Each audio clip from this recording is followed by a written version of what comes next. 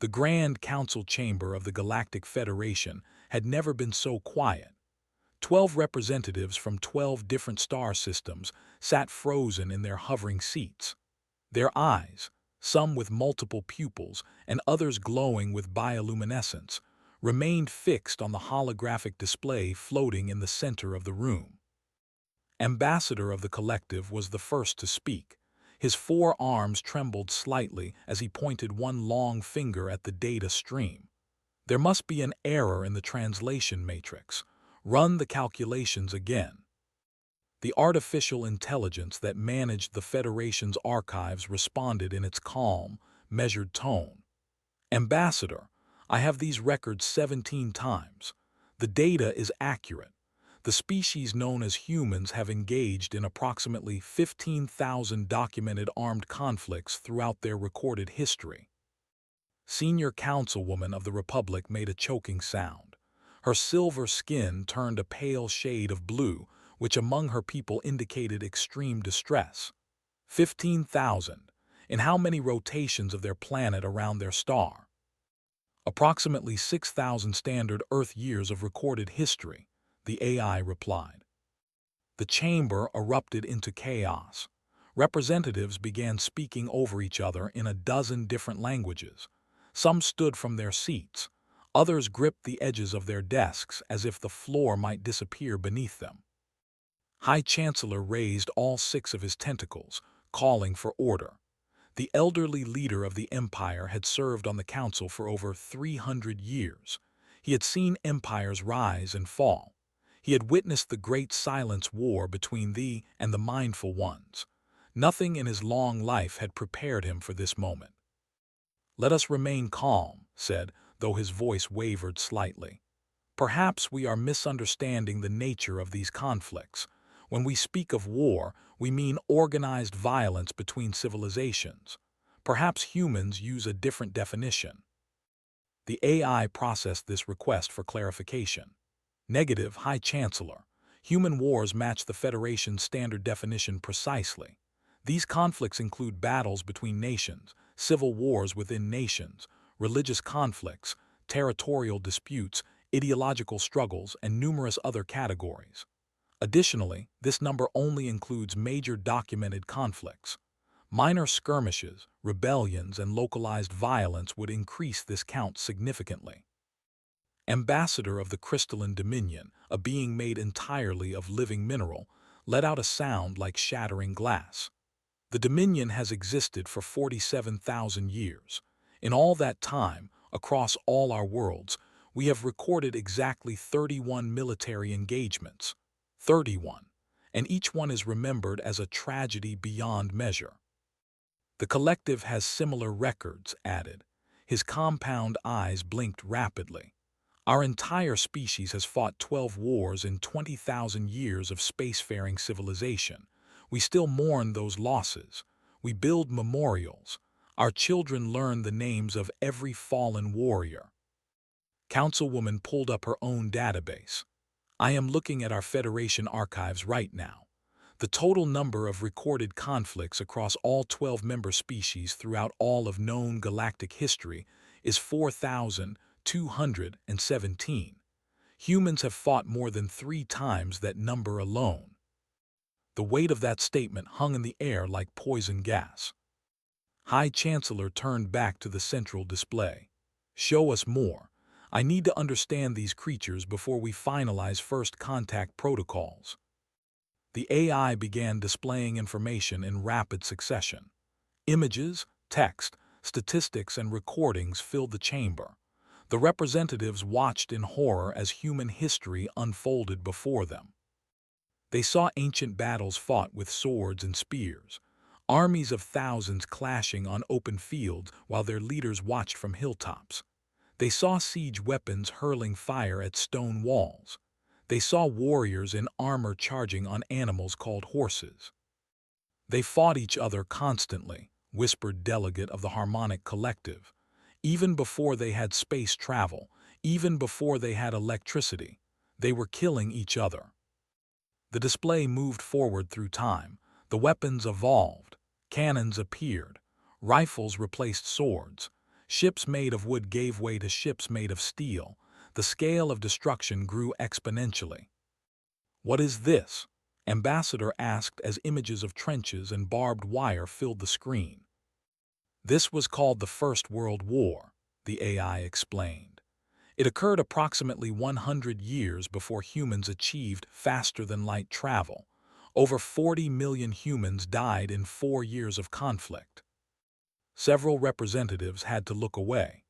The assistant to the High Chancellor excused himself from the chamber, unable to continue watching. "First World War," Councilwoman repeated slowly. "That implies there was a second." "Correct. The Second World War resulted in approximately 70 to 85 million deaths. This conflict saw the first and only use of nuclear weapons against population centers.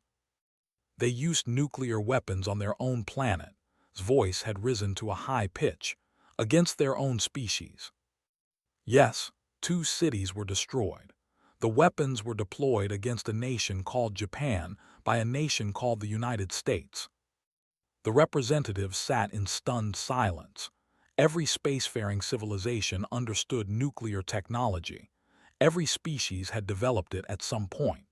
But no civilization in the Federation's history had ever actually used such weapons against living beings.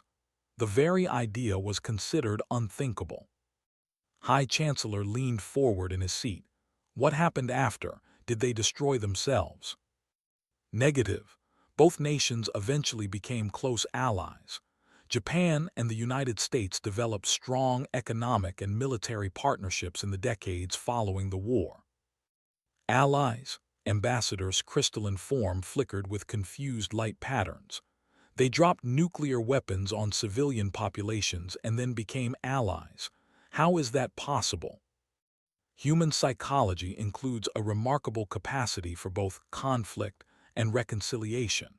Nations that fought devastating wars against each other often became trading partners and military allies within a single generation."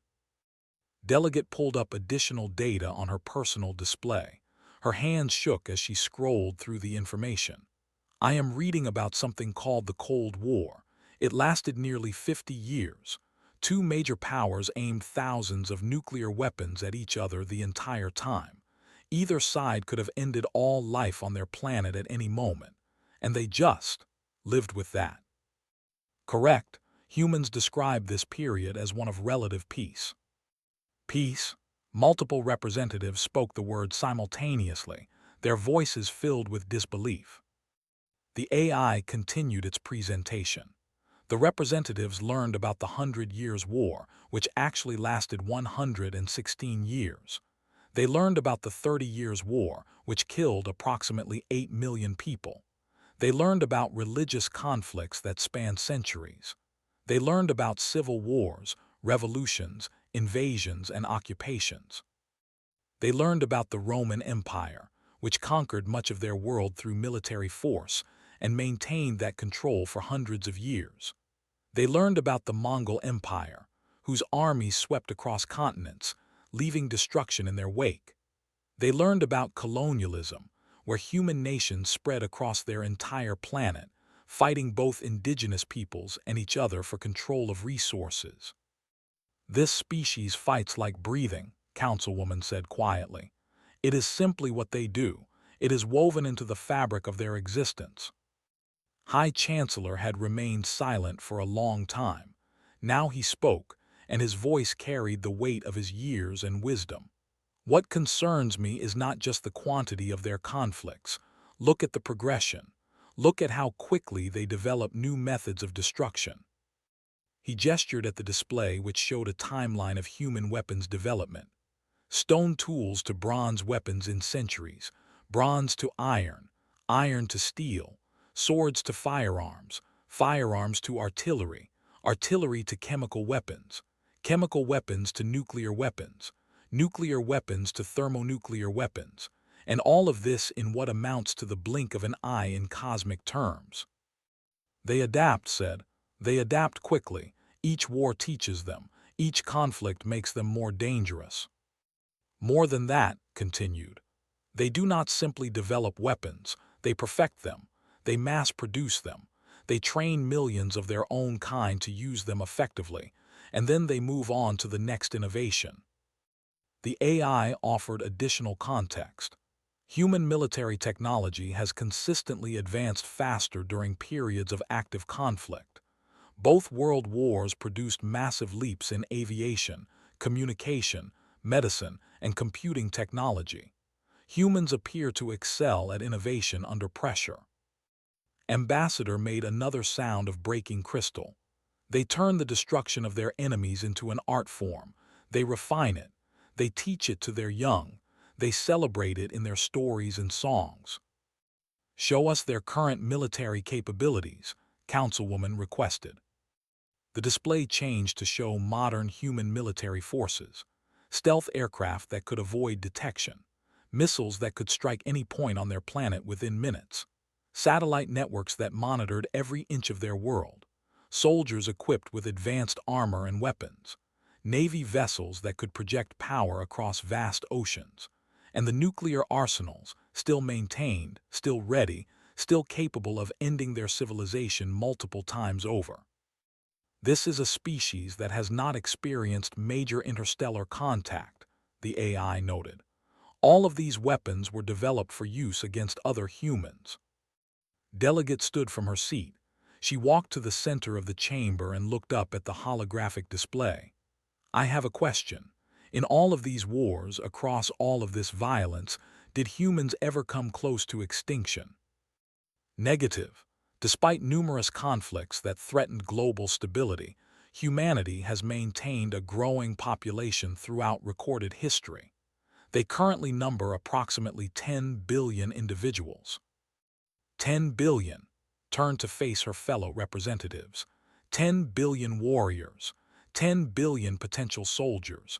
That is more than the combined population of 7 of our member worlds. The chamber fell silent again. High Chancellor finally voiced what everyone was thinking. We are about to make first contact with a species that has fought more wars in 6,000 years than our entire galaxy has fought in 6 million. A species that develops weapons at a rate we cannot match. A species that numbers in the billions. A species that has never known true peace. He paused and looked at each representative in turn. And according to our scouts, they are actually quite friendly. They are eager to meet us. They wish to join the galactic community. They speak of peace and cooperation. Let out a nervous laugh. That almost makes it worse. They offer peace now, but what happens when someone offends them? What happens when someone threatens their interests? What happens when they decide they want something we have? Councilwoman accessed another file. There is something else. I have been reading their popular entertainment, their fiction, their stories. She projected several images onto the display. Humans fighting aliens, humans conquering other planets, humans destroying threats to their survival with overwhelming force. This is what they imagine. This is what they dream about. They see themselves as warriors even in their fantasies. Should we delay first contact? Ambassador asked. Perhaps we need more time to prepare. Shook his head slowly. It is too late for that. They know we exist. They have detected our scout ships. They are already reaching out to us. He pulled up a recording of human radio transmissions, messages of greeting, offers of friendship, invitations to visit their world. We cannot avoid them forever. They are curious. They are expanding into space. Eventually, they will find us whether we want them to or not. The High Chancellor stood, his tentacles spreading wide in a gesture of acceptance. Perhaps it is better to meet them now, while they are still eager for peaceful relations. Delegate returned to her seat. The question is not whether we make contact. The question is how we proceed. What do we tell them? What do we share with them? What do we ask of them? The chamber spent the next several hours debating protocols. Should they share advanced technology with humans? That seemed dangerous. Should they invite humans to join the Federation? That seemed premature. Should they establish trade relations? That seemed reasonable but carried its own risks. As the debate continued, one truth became increasingly clear. The galaxy was about to change. A species unlike any other was about to take its place among the stars. Whether that change would be for better or worse, no one could say. The final decision reached that day was simple. The Federation would approach humans with respect, with caution, and with genuine offers of friendship. They would not treat humans as enemies. They would not treat them as inferiors. They would treat them as equals, as potential partners, and as a force that deserved recognition. Because if there was one thing the Council had learned from studying human history, it was this: humans were not creatures you wanted as enemies. They were survivors, they were fighters, they were builders and destroyers. They had proven time and time again that nothing could stop them, not disease, not famine, not natural disaster, not even themselves. The universe had just become a much more interesting place. And somewhere on a small blue planet orbiting a yellow star, 10 billion humans looked up at the night sky and waited to see who would answer their call.